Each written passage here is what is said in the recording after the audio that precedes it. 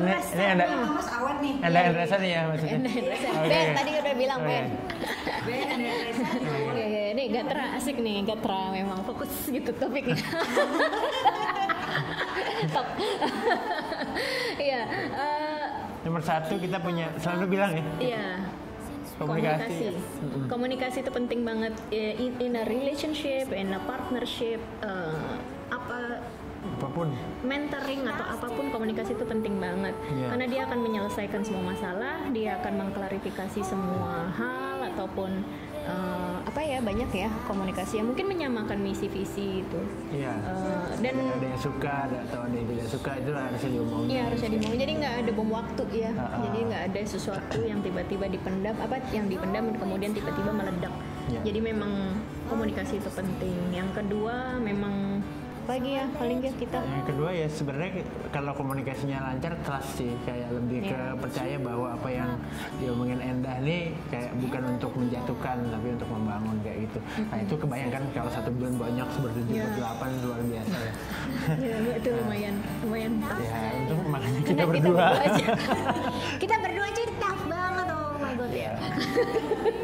Cuma memang itu kemudian Sama- trust. Dan yang ketiga adalah saling menghargai sebenarnya. Iya. Saling menghargai role masing-masing, tanggung jawab masing-masing. Iya. Bahwa memang nggak bisa menuntut misalnya ada hal-hal yang di luar kapasitas Endah atau di luar kapasitas Reza yang harus di-push terus gitu. Memang kita bisa ngelihat progres itu ya ketika Iya. misalnya berusaha bisa dilihat progresnya. Cuman memang ketika memang ada proses komunikasi yang bilang bahwa no I think ini nggak bisa atau misalnya ini lebih baik dialihkan atau didelegasikan, nah itu kayaknya kita harus menghargai juga menghargai role masing-masing dan menghargai as a person, as a human gitu. Iya. Bahwa ya berkata-kata yang baik, bersikap yang baik, saling menghargai Ya, dan itu pasti ya. semacam-macam. Ya, sama yang terakhir fokus sama tujuan kayak Gatra.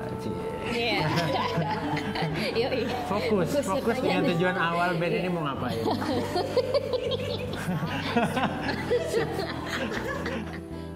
Sering banget. Banyak. Miss tuh Miss mungkin tuh lebih seperti hal yang teknis ya. Misalnya di panggung ada miss, misalnya miss salah milih playlist tuh pernah. Miss misalnya secara permainan technically aku mainnya kurang baik temponya, atau misalnya Mas Reza lupa atau segala macam itu juga pernah. Miss seperti, tapi semua miss itu sebenarnya bisa dirunut. Ya kalau kita biasanya ketika melakukan kesalahan lebih ke review kembali apa sih yang menyebabkan ini tidak berjalan tidak seperti yang kita ekspektasikan gitu. Ketika di review kita jadi belajar lebih baik lagi gitu. Jadi mungkin menerima kesalahan ya, oh iya menerima kesalahan yang dilakukan masa lalu untuk menuju masa depan yang lebih baik. Asik. Oh, ada pengalaman apa sih sebenarnya? Coba deh, Mbak. Iya. Iya misalnya banyak ya. Banyak sih. Misalnya Salah contohnya satunya. salah satunya misalnya ketika kita salah milih lagu di sebuah event. Kemudian kita runut kenapa ya kok sepertinya nggak masuk nih dengan playlist yang kita bikin. Ternyata kita kurang riset. Contohnya kita nggak ngelihat siapa audiensnya, kita nggak melihat acaranya berbicara tentang apa, kita nggak melihat indoor atau outdoor, situasinya formal atau casual, dan yang datang itu persisnya usia atau kira-kira pendidikannya itu seperti apa gitu. Jadi kadang-kadang lagu yang kita tampilkan di atas panggung atau gimmick-gimmick ataupun misalnya interaksi yang dilakukan di atas panggung itu kurang tepat sama penonton gitu. Nah itu kadang-kadang jadi gemes gitu ya.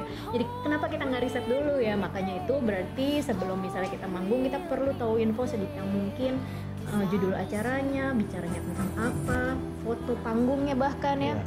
MC-nya pakai baju apa, siapa namanya, itu kita harus tahu semuanya. Sebenarnya untuk supaya kita tampil yang lebih baik, komunikasinya nanti, interaksinya lebih baik, dan menyusun lagu-lagu yang pas.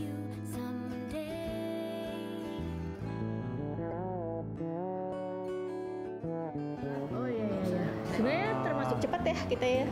Enggak iya ya? sih. Aku Iya lama. Enggak, jarang sih. Iya, aku yang Jarang, ya karena kita kan Nah, aku bilang cepat terus ya. karena kita tidak sepakat kayaknya. kita berkomunikasi kan 24 jam ya soalnya. Jadi kayak apapun miss itu selalu kita bicarakan langsung tuh. Saat kita punya waktunya gitu. Kalau lagi ngapain nggak mungkin. Nah, Jadi langsung kita bicarakan dan langsung apa ya? Langsung kita Cari solusikan. solusi. Iya. Cuma Jadi memang tidak sebenarnya nggak pengen berlarut-larut sama missnya itu juga sih, kesalahannya Iya. apa. Jadi lebih kayak ke depannya gimana? Iya, karena kadang-kadang udah capek juga ya kalau misalnya Iya. kayak mengendap, dan rasanya tuh sebenarnya lebih capek gitu ketika misalnya kita memendam rasa yang marah atau misalnya sebel atau apa, lama-lama tuh capek banget, takes energi banget gitu. Iya. Jadi lebih baik kalau kata Mas Reza udah ditulis atau misalnya dirunut aja masalahnya gimana, habis itu kita move on.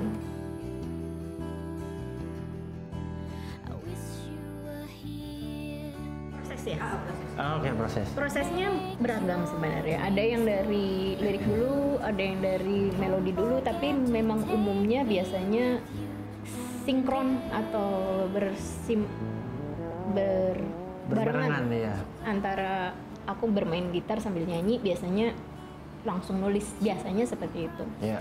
Cuman untuk album-album Enda Hendresa biasanya proses yang pertama dilakukan adalah brainstorm konsep. Jadi konsepnya mau seperti apa itu di brainstorm dulu sama Mas Reza, karena Mas Reza tuh adalah produser dari album-album Enda Hendresa. Dia yang punya gambaran covernya, gambarnya seperti apa, atau misalnya warnanya, Iya. soundnya seperti apa, groove atau garis besarnya seperti apa. Nah kemudian konsep itu nanti dirembukin bareng-bareng baru keluar proses songwritingnya. Jadi kurang lebih ada beberapa tahap sih dalam penciptaan karya kalau untuk Enda Hendresa. Kalau partikel kecil misalnya lagu sendiri terlepas dari album itu sangat beragam.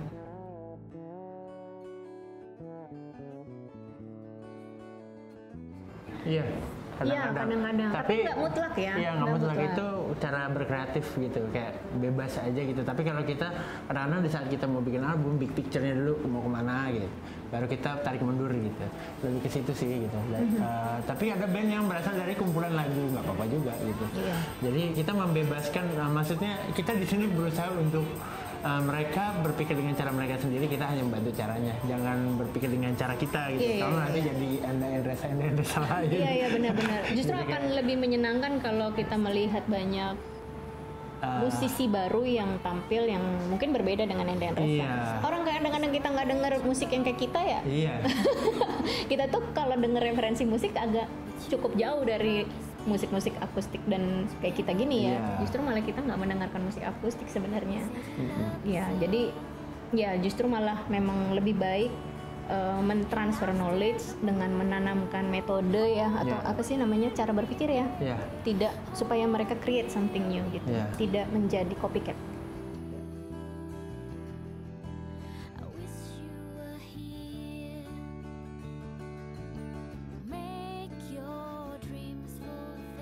Pertanyaan berat.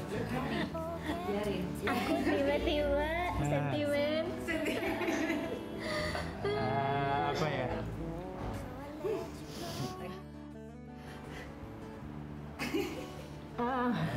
Iya, oke. Aku harus kuat menjawab ini, Cik. Apa ya? Goalsnya kalau untuk personal sih kayaknya sangat puas ya. Jadi kayak personal masing-masing gitu. Aku personal gitu sangat puas bisa punya tempat seperti ini, bisa bersantai segala macam. Tapi kalau kayak untuk orang lain mungkin nggak akan pernah habis ya gitu. Iya, kalau aku sih goalnya sebenarnya tercapai sih, sudah punya tempat yang bisa berkreasi tanpa harus gelisah dengan banyak hal gitu ya. Kayak Iya. kita mau bikin apa aja di sini, ayo gitu. Teman-teman di sini mau bikin apa, ayo. Itu salah satu kayak wah impian banget. Selama ini nggak pernah terpikir bakal punya tempat kayak gini dan di dekat rumah. Ya.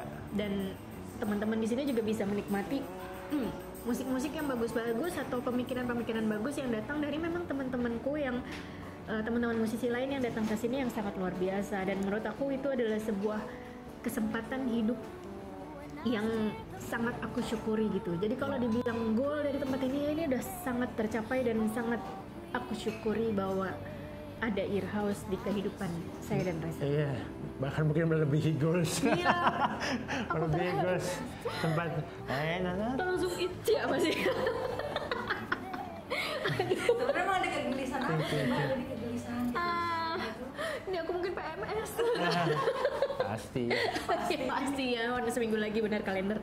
Ya, apa ya?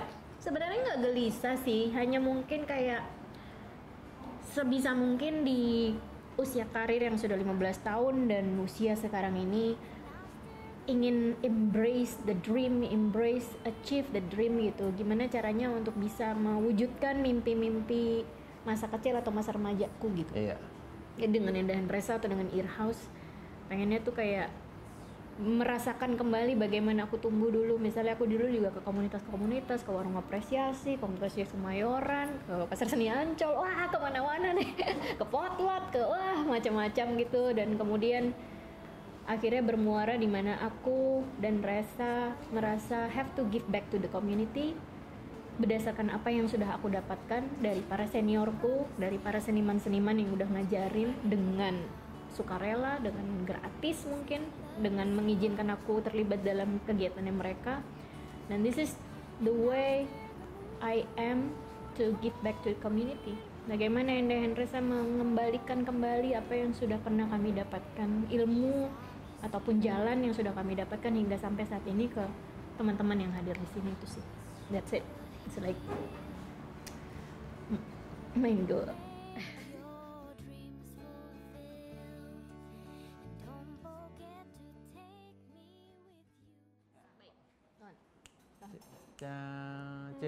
Satunya itu 1, 2, 3, 4. Kami Endah Hendresa senang sekali diwawancara di sini. Megatra TV jelajah komunitas, berbicara tentang Earhouse dan kehidupan. Oh jangan lupa tonton selalu jelajah komunitas. Yeay.